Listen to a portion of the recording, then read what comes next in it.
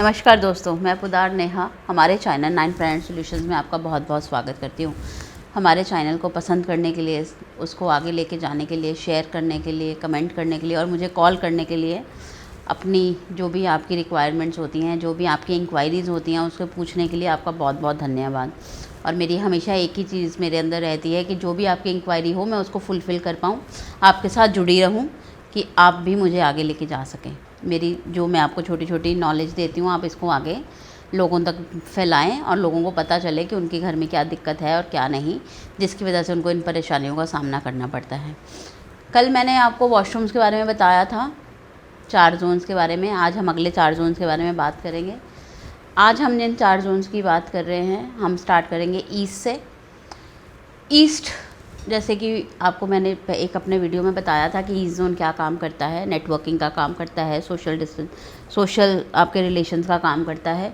और अगर यहाँ पे वॉशरूम हो, देखिए वॉशरूम क्या है, वॉशरूम में हम जो भी जाए हम उसे निकाल देते हैं, विसर्जन, अंदर से गंद निकालते हैं, तभी हमारी बॉडी क्लीन रहती है, साफ़ रहती है। थोड़ा सा भी दिक्कत आ जाए, यूरिन ना पास हो या कॉन्स्टिपेशन हो जाए तो हमारा सर में दर्द, बॉडी में एक अलग सी घबराहट। तो अगर आपके ईस्ट जोन में वॉशरूम आता है तो क्या होता है, लोगों के साथ तालमेल ख़त्म हो जाता है, विसर्जित हो जाता है, हमारा किसी के साथ तालमेल नहीं बैठ पाता।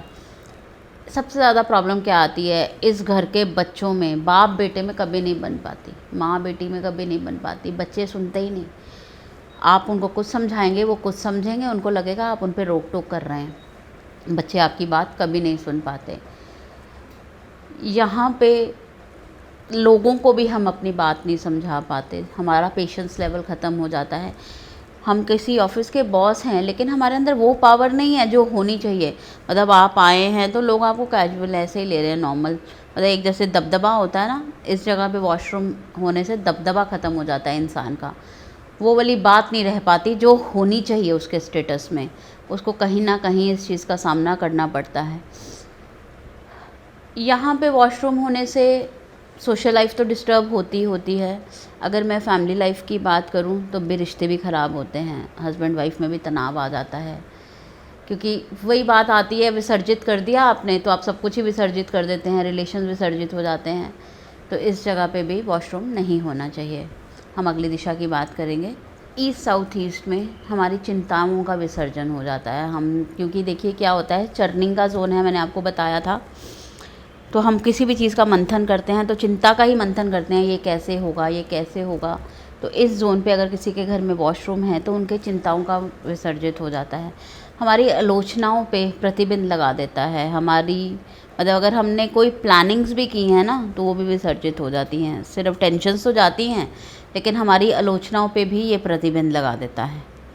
इसके बाद हम बात करेंगे साउथ ईस्ट की। साउथ ईस्ट में वॉशरूम हो तो पैसा ख़राब होता है, पैसा जुड़ नहीं पाता, पैसे का संचित नहीं हो पाता, एक्सपेंसेस बहुत बढ़ जाते हैं, वेस्टेज बहुत बढ़ जाती है, हस्बैंड वाइफ के रिलेशन में तनाव आ जाता है। अगर मैं एक आदमी की बात करूं तो उसकी सेक्सुअल लाइफ में प्रॉब्लम आ जाती है, उसके स्पर्म लेवल में परेशानी आ जाती है, उसको स्पर्म की प्रॉब्लम हो जाती है, उसको उसके लिए ट्रीटमेंट करवाना पड़ता है। अगर सीधी भाषा में बोलूँ तो वीर्य का इलाज करवाना पड़ता है।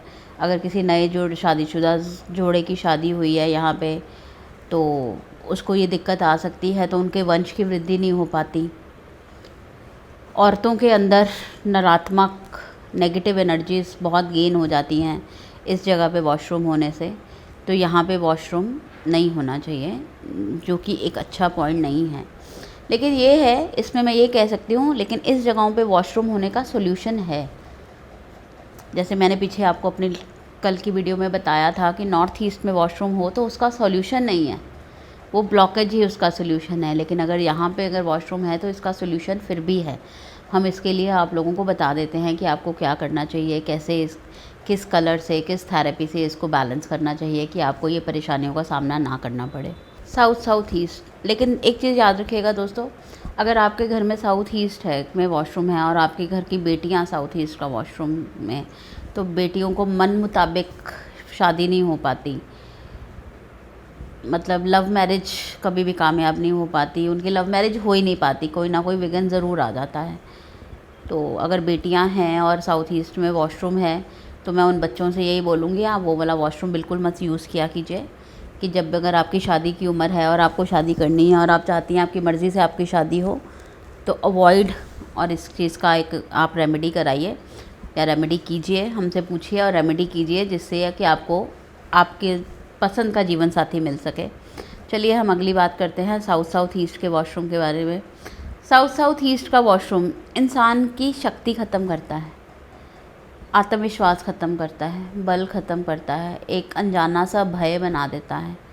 जोखिम जो एक इंसान का रिस्क पावर होता है ना, देखिए हर काम में रिस्क है। मान लीजिए एग्जाम्पल के तौर पे मैं छोटी सी एग्जाम्पल लेती हूँ। हम घर में एक औरत है, अगर खाना ही बना रही है तो वो नई रेसिपी कभी भी ट्राई नहीं करेगी, उसको डर लगेगा ख़राब ना हो जाए, वेस्ट ना हो जाए। तो लाइक ऐसे ही अगर बिज़नेस है आपका तो रिस्क नहीं लेंगे, और कुछ भी रिस्क के बिना आप आगे बढ़ नहीं पाते।